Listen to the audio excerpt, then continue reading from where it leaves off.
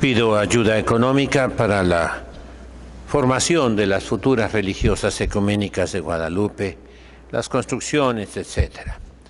Invito a las muchachas a ingresar. Vengan, comuníquense con nosotros. Hoy comienzan las antífonas de la O. Y comienzan con O sapiencia. Ven tú, sabiduría, que procedes de la boca del Altísimo y que llegas a todas partes. Ven a enseñarnos el camino de la prudencia. Y es la primera posada tradicional en México. Las posadas no son litúrgicas, son devociones de la piedad popular para dar abrigo a San José y a la Virgen, que vienen a empadronarse por orden del César, por orden del emperador romano, de Nazaret, en el norte de Galilea, hasta Belén, al sur de Jerusalén, en Judea.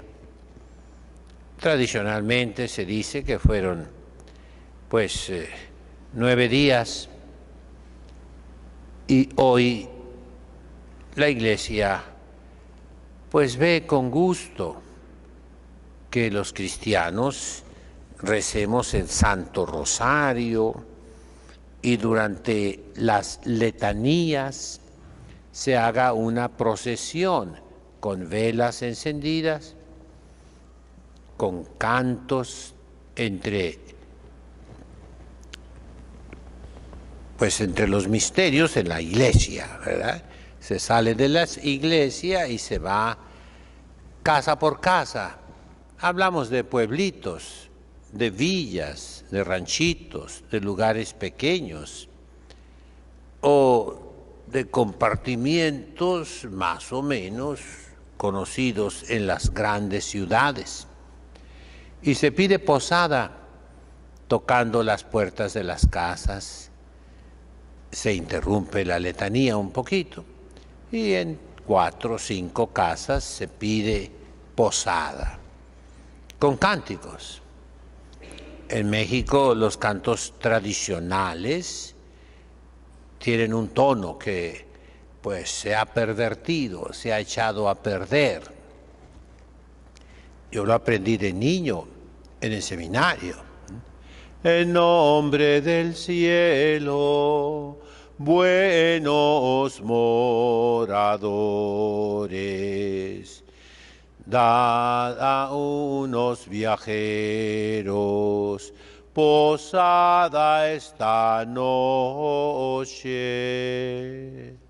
Ese es el tono tradicional, que ya nadie lo sabe. Ahora le hacen una cola larga, ¿no? Se responde de dentro con una negativa en todas las casas. Vayan a otra parte, aquí no es mesón, la hora de pedirla no es muy oportuna, etc. Pero en la última casa, donde se ha preparado una colación, ¿qué es la colación mexicana? Un paquetito de dulces, ¿verdad? De golosinas para los niños y algo caliente, para los grandes. Todo eso, como les he dicho muchas veces, igual que el Halloween, igual que el carnaval, igual que todas las fiestas de bautismos, confirmaciones, primeras comuniones, de 15 años, y de matrimonios, se echó a perder, se pervirtió no solo el tono de la canción, del cántico, no. Hoy es un desastre todo, pero el abuso no quita el uso. Es una máxima jurídica. Las posadas hay que hacerlas, pero bien. Es un acto, repito, no litúrgico, pero sí es un acto religioso. Es acoger a los peregrinos, San José y María la Virgen, que van de viaje y piden albergue, posada, reposo. Y entre misterio y misterio en la iglesia se cantan villancicos de Adviento, no de Navidad, todavía no nace el niño Jesús. También esos se han olvidado totalmente. Mis religiosas los están resucitando, ¿verdad? Ya vienen caminando por veredas y por caminos los santos peregrinos que caminan hacia Belén, etc. Hay muchos, pastorcitos, etcétera, ¿verdad? Ustedes lo saben, yo no me lo sé mucho, ¿verdad? Eran actos de amor a Dios, a la Virgen Santísima, actos inocentes, bonitos, que se podían hacer en las casas, no necesariamente en la iglesia, pero religiosos. Ahora son borracheras, comilonas, ahora se hacen en los bares, en las cantinas. Toda referencia a nuestro Señor Jesucristo se quitó, se desacralizó. Son las maldades de los seres humanos, ¿verdad? Yo quiero regresar a este primer día de posadas con lo que nos dice la liturgia, que es para todo el mundo. Las posadas son para México y tal vez algún país de América Latina.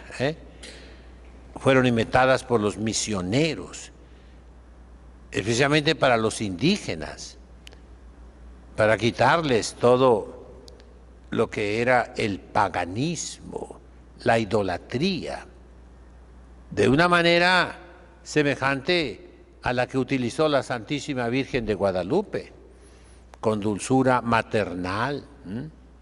¿Cómo quitarle a los indígenas los sacrificios humanos, los cultos paganos, aberrantes, con la belleza de la devoción popular, de los ejercicios de piedad cristianos? Esos son las posadas. Yo sé que como Juan Bautista soy una voz que grita en el desierto contra esa avalancha de vicios, de embriaguez, de gula y también de impureza, porque las posadas son bailes ahora, y bailes deshonestos, sucios, de adulterio. La sabiduría, ¿qué es la sabiduría? La palabra, ya lo he dicho muchas veces, es saborear, el sabor.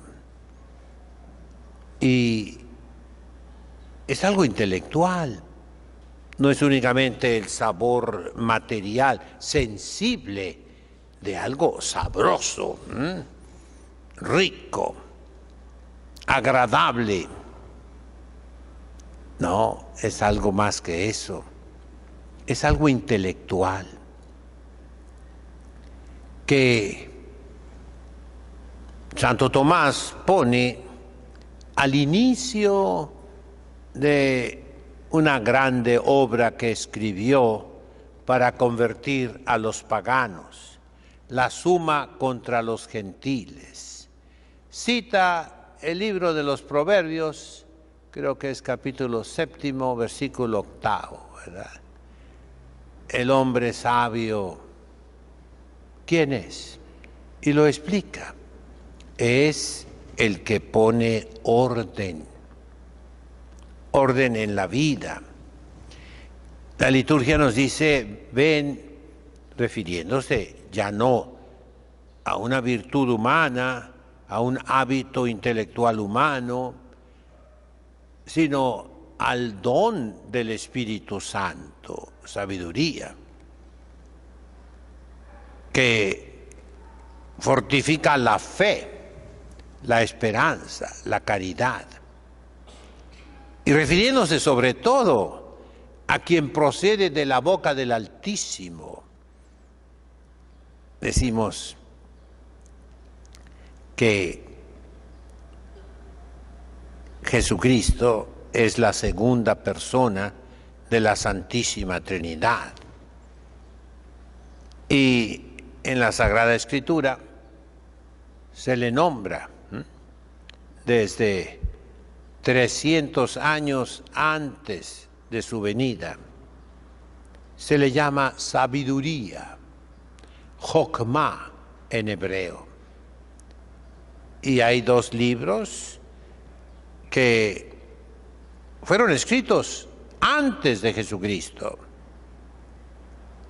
y que lo más seguro fueron escritos en hebreo, pero que tristemente la maldad de los hombres que lo crucificaron, que no lo recibieron, destruyó esos ejemplares originales en hebreo y se conservan en griego.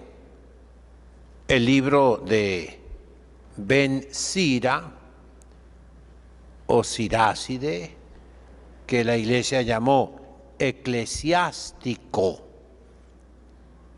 El libro del eclesiástico se llamó así porque era el catecismo para los catecúmenos cristianos. Era la preparación al santo bautismo. Y es un libro largo, lleno, es un pleonasmo, ¿verdad?, lleno de sabiduría. Y el otro es la sabiduría de Salomón, o la grande sabiduría. Pues bien, repito, se conservan en griego. De ahí se tradujeron al latín, al copto, también ahí con fragmentos contamos únicamente, debido a las persecuciones de los romanos primero y después de los musulmanes. Pero, pues Dios en su providencia permitió que en una sinagoga antigua del Cairo, capital actual de Egipto, se conservara una copia, entre muchos otros documentos antiquísimos, una copia del libro del Siráside en hebreo.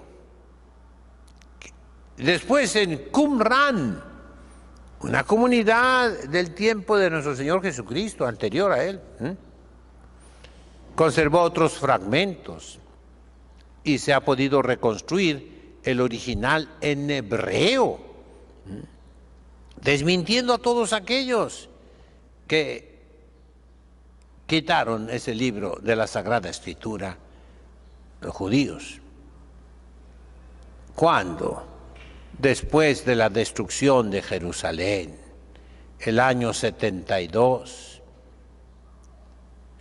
Jerusalén fue destruida por los romanos en el año 70, y el 72, los rabinos sobrevivientes se reunieron en Yamnia, al sur de Jerusalén, cerca de la costa del Mediterráneo, y expurgaron la Sagrada Escritura, quitando los dos libros de los macabeos que favorecen el cristianismo,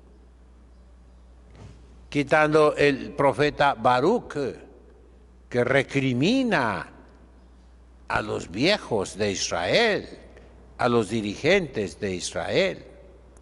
Quitaron el libro de Tobías, que tiene mucho de cristiano. El libro de Judith, imagen de la Santísima Virgen María.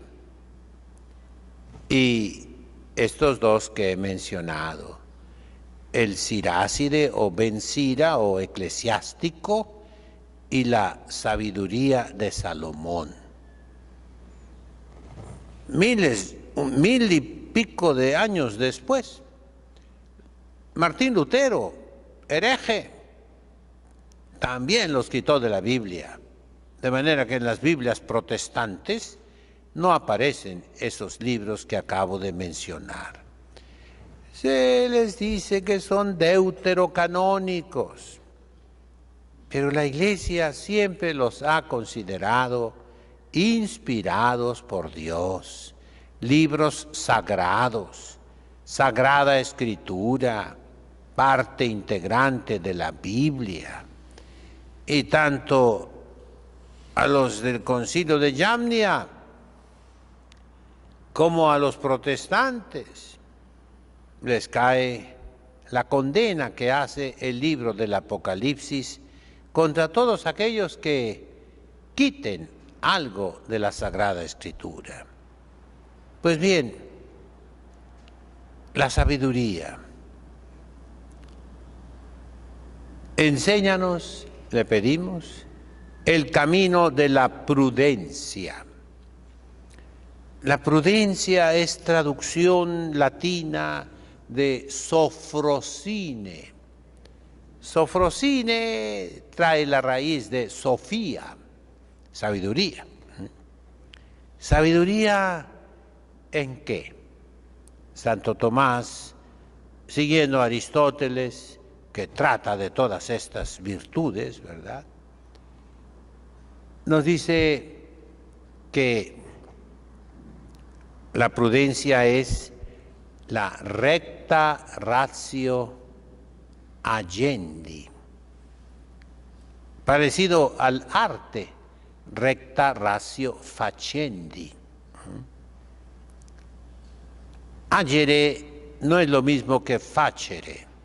En español se traducen hacer, pero agere, por ejemplo, la agenda es lo que yo tengo que llevar a cabo. Una agenda es el futuro, es un gerundivo en voz pasiva, es un adjetivo con sentido de obligación. Lo que yo tengo que hacer, lo que se debe hacer. Agere es la actividad humana general. Facere es la actividad que produce, que transforma, es una actividad ejecutiva únicamente. En cambio, agere es una actividad totalmente humana, integralmente humana, es nuestra conducta. De manera que la prudencia gobierna nuestra conducta. Recta ratio agibilium. Y quisiera fijarme en dos puntitos de la tradición cristiana, católica. Sapientis est ordinare, ya lo mencioné. Así comienza la Suma contra Gentiles de Santo Tomás de Aquino, que es una síntesis maravillosa de la filosofía para convertir a los paganos. Poner orden en nuestra vida. Una jerarquía. Unas prioridades en nuestra vida. Primero está Dios. La patria no es primero. Primero es Dios y después las cosas de la tierra. La patria es algo de la tierra. La debemos querer, amar, defender, aún dar la vida por nuestra patria, sí. Pero es algo político. Por ejemplo, cruzando la frontera, ya no es nuestra patria. Era nuestra patria, pero por una guerra en 1847 y un disque tratado y una disque venta, se perdió ese territorio y ya no es nuestra patria. No lo es. También por haber derrocado a nuestro primer emperador, Agustín de Iturbide, se perdió toda América Central, que era patria nuestra, y ya no es patria nuestra. Y México era la patria de todos esos países de América Central, exceptuando Panamá, que era parte de Colombia. Y así podemos ver la historia de todos los países. La patria no puede ser primero, porque cambia. Dios es primero. Ese es el orden de nuestra vida. La segunda frase que quiero comentar poquito con ustedes, dice la lógica, sapientis est mutare consilium. Es propio del hombre sabio cambiar de opinión. Sí, reflexionando. Viene San Juan Bautista, nos arrepentimos de lo que hemos decidido hacer y no lo hacemos. Por ejemplo, ante la tentación, ¿cuántas historias hemos escuchado de personas, aún de santos, que prácticamente ya habían caído en la tentación, pero lograron arrepentirse, cambiar de opinión y se echaron para atrás? ¡Bravo! Esa es sabiduría. Ibas por el camino malo y te regresaste. Volviste al camino bueno, arrepentido. Esas dos cosas en este tiempo de preparación a Navidad. Pongamos primero a Dios en todo.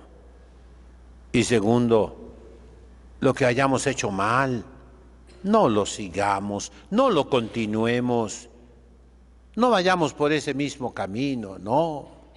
Cambiemos dirección, volvamos a lo correcto. Esa es la sabiduría. Y yo la aplico a la iglesia en general. En estos momentos terribles, la iglesia, en sentido de los malos pastores, va por mal camino. La iglesia tiene que regresar, cambiar de opinión, regresar al buen camino, que es el orden que nos dio Jesucristo, fundador de la iglesia, y que es lo que les dije ayer y antier. Lo que antes era sagrado y santo para nuestros padres y abuelos, sigue siendo sagrado y santo. Todas las reformas litúrgicas, de donde ha venido el fracaso pastoral de la iglesia, el más grande fracaso pastoral de la historia, en que hemos perdido más de la mitad de los católicos, por más que lo quieran negar, ahí están los datos, y contra los hechos no existen argumentos. Volvamos a lo que es sagrado, a lo que siempre ha sido sagrado, y todo lo nuevo de la liturgia, que debe ser, como dice Papa Francisco, la regula fidei, la regula orandi, la regla de orar, debe ser la regla de nuestra fe. Pero esa no la puede inventar ni un papa, ni los cardenales, ni un concilio, no. Es la tradición, lo que siempre, lo que por todos, lo que en todas partes se ha creído. Y así los nuevos libros litúrgicos son regla de la fe. Aquí corrijo a los pastores. Es regla de la fe en la medida en que contienen lo que contenían los antiguos libros litúrgicos. El que me oye me tiene que entender, Y eso es, mis hermanos, cambiar de opinión, ser verdaderamente sabios. Fíjate el mundo cómo está. No funcionó el experimento terrible que se inició con el Papa Pablo VI, cambiando todo. No funcionó.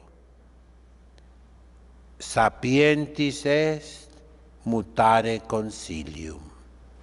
Es propio del hombre sabio cambiar de parecer. Al ver lo que dice nuestro Señor Jesucristo, los frutos amargos, terribles, pecaminosos de esta revolución, primero litúrgica, después dogmática y finalmente moral. Así es el proceso. De manera que, como nos dijo la lectura de hoy de San Pablo a los tesalonicenses, no solo se abrió, como dijo Pablo VI, la puerta, una rendija, una ventana, y entró Satanás dentro de la iglesia, sino que se ha preparado el camino para que Satanás se siente en el altar de Dios y pretenda ser adorado. Lean la epístola a los tesalonicenses. Lean la lectura de hoy bien meditada. Es el anticristo, sí, es el demonio, que será la abominación de la desolación. Ya estamos en la desolación, la iglesia abandonada, vacía, los conventos destruidos, los seminarios en una crisis de la cual no pueden salir nunca, los sacerdotes desanimados, apachurrados, desalentados, tristes, sin fuerza, sin dinamismo. Hay que cambiar parecer y regresar a lo que siempre fue sagrado, siempre fue santo para nuestros padres, abuelos y bisabuelos. Este mensaje mío está inspirado en mis últimas lecturas, que son los profetas, sobre todo Isaías, Jeremías, Ezequiel, que hablan de estos tiempos, de estos castigos de Dios terribles. Estamos a tiempo todavía de cambiar. En nombre del Padre, del Hijo, del Espíritu Santo. Amén. Dominum.